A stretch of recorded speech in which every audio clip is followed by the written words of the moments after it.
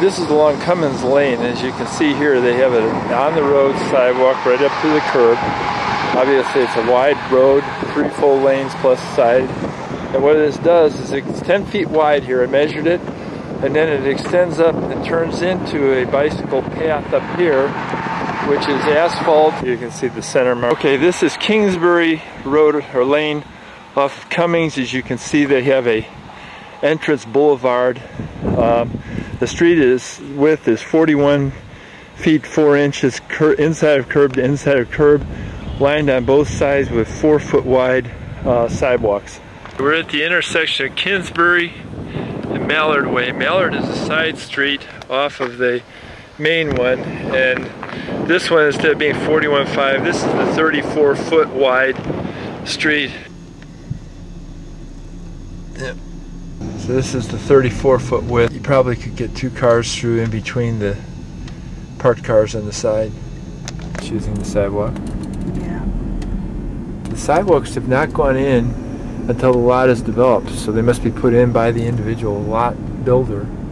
Okay, so this is the new part of the subdivision. And we come across here and you can see that in front of the park they do not have sidewalks, but instead leading into the park, and they brought a connection into the sidewalk coming up here, and then they run a pathway all the way across the park, linking 2 areas of the neighborhood. This particular one is 9 feet 9 inches, and the sidewalk leading up to it. So at the park it's 5, but in front of the houses it's 4.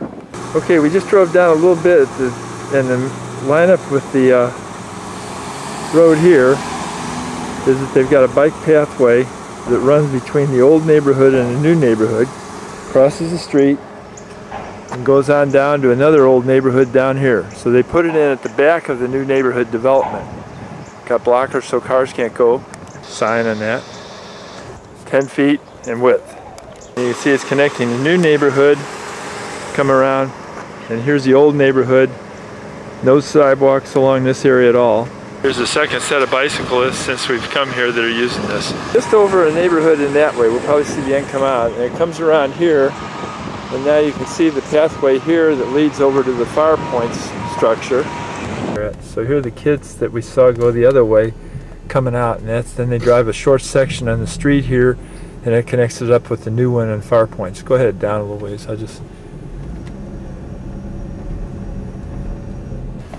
Oh, okay. So here it comes in around behind these homes. No motor vehicle sign coming out. I've got homes out on this that do not have curb or gutter at this point. They're still ditches. So they're in a mixed mode. But we go into this new neighborhood, Mitchell Street, and they're curb and gutter again. And I'm going to guess, looking at this, is a 34 footer.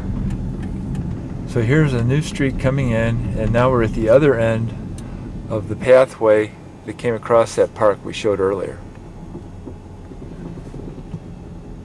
And we go into this neighborhood, and again we have the sidewalks, but only where the homes are under construction.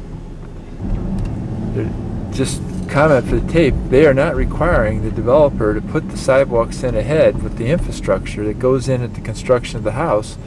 So it's almost like it's a zoning requirement as opposed to a subdivision requirement for the sidewalk.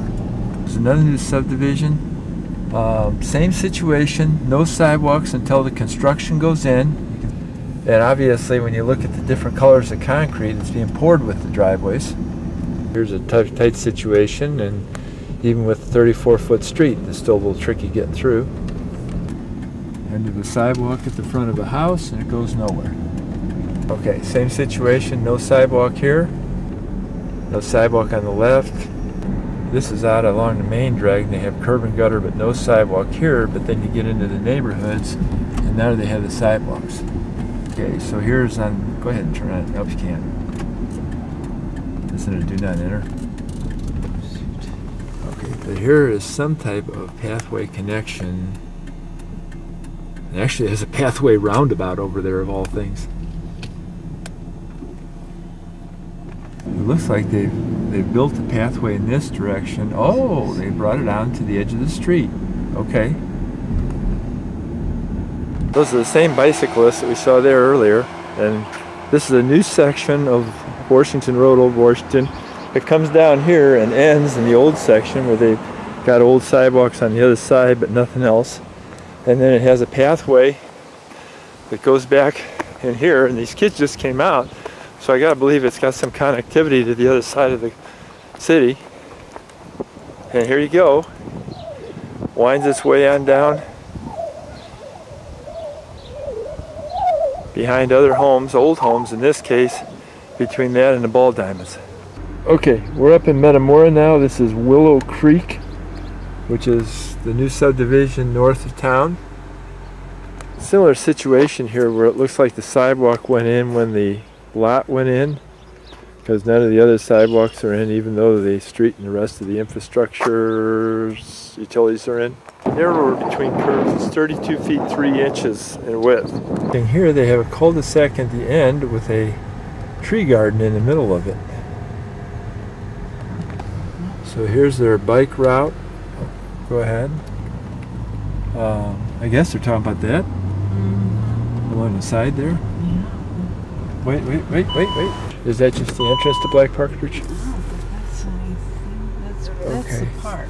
Okay, we're at Johanna and Bellesley in Metamora, and this is the main street coming in, and as with the other street that we just measured, it's about slightly more than 32 feet wide between the curves, where Washington was a little bit more than 34 feet. Even if you went to the outside edge of the curb, which would be a different way of measuring, that was 33 feet. Now if I swing around here and go to Bellesley, we measured this one, and this was actually 31 feet 11 inches between the curbs. The little boy on his bicycle on the sidewalk and the mother walking alongside in the street.